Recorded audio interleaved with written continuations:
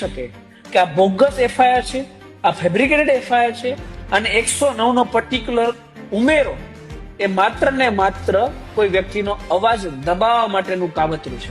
Police જ્યાં જનતાને એવું કઈ રીતે કહી શકે કે તારી ઓકાત શું છે? એની ઓકાત એટલી છે કે એના ટેક્સના પૈસામાંથી તમારો પગાર આવે છે. પછી એસપી હોય, ડીએસપી હોય, પીઆઈ હોય, પીએસઆઈ હોય કે કોન્સ્ટેબલ હોય, કોઈ પણ હોય, પ્રોડક્શન થાય ત્યારે વકીલો માટે 365 દિવસ કોર્ટ ખુલ્લી હોય. વકીલોને રોકવાની કોઈની સત્તા છે જ નહીં. એ પછી કમિશનર ખુદ પણ ગેટ કેમ ના ઉભી રહી જાય? ભવિષ્યમાં આપણે એવા દિવસો જોશું, પત્રકાર તરીકે અને વકીલ તરીકે હું પણ જોઈશ કે કોઈ વિધાનસભામાં કાલે ઉઠીને વિરોધ કરતો હોય તો પોલીસ ત્યાંથી બોચી પકડીને લઈ જશે. ત્યારે સત્તા પક્ષના તાલુકા પ્રમુખ હોય, પેજ પ્રમુખ હોય, બોર્ડ પ્રમુખ હોય, તો પણ ઉપરથી પૂછવામાં આવે કે આ એફઆઈઆર છે દાખલ કરવી કે નહીં. અને એમાંય એ વ્યક્તિ જો પાર્ટીમાં નડતર રૂપ હોય ને તો પૂર્વિનભાઈ એફઆઈઆર દાખલ થાય. પોલીસ ડિપાર્ટમેન્ટમાં હું આપના માધ્યમથી 100% કહીશ કે એકવાર મનોમંથન કરો કે તમે શા માટે વર્દી પહેરો છો. તમે કાયદા કાનૂનની લાજ મર્યાદા અને સન્માન જાળવવા માટે વર્દી પહેરો છો.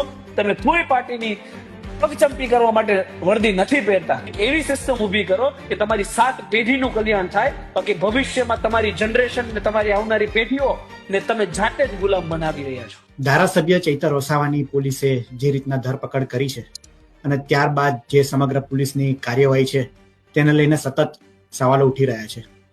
ત્યારે કાયદો શું કહે છે તે વિશે આજે વાત કરવી છે અને આજ ચર્ચા કરવા માટે આપણી સાથે એ વરિષ્ઠ વકીલ મેહુલ બોગરા જોડાઈ ગયા છે. મેહુલભાઈ, ગુજરાત તકમાં આપનું સ્વાગત છે.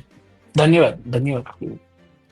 મેહુલભાઈ, સૌપ્રથમ તો પોલીસની જે કામગીરી છે, રનિંગ ધારાસભ્ય ચૈતર વસાવાને ઉપાડીને લઈ જાય છે, તે ફરિયાદ નોંધાવા જાય છે ભાજપના તાલુકા પંચાયતના જે સદસ્ય છે તેની વિરુદ્ધમાં, અને ત્યારે જ તેમને પકડી લેવામાં આવે છે. આ ઘટનાને પહેલા તો આપ કઈ રીતના જોઈ રહ્યા છો? પક્ષ વિપક્ષની વાત નથી અહીંયા પૂર્વિનભાઈ. એ વાત થાય છે લોકશાહી અને કાયદાની.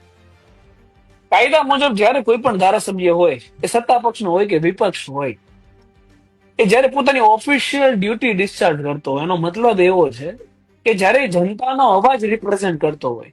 જ્યાં સુધી મને જાણકારી છે ત્યાં સુધી સંકલન બેઠક હતી જેમાં પ્રાંત કચેરીમાં એ લોકો ગયા હતા. તો એનો મતલબ એવો છે કે જનતાનો અવાજ રિપ્રેઝેન્ટ કરવા ત્યાં ગયા છે. હવે જો જનતાનો અવાજ બનીને ત્યાં ગયા છે તો એની પોતાની ડ્યુટી એ ડિસ્ચાર્જ કરે છે. તો એ સમય દરમિયાન ધારાસભ્યની ધરપકડ થઈ શકે નહીં. ધારાસભ્યને વાનમાં બેસાડીને પોલીસ સ્ટેશન લઈ જઈ શકાય નહીં. જો એ કરવું હોય તો અગાઉ ગવર્નરની પરવાનગી જોઈએ.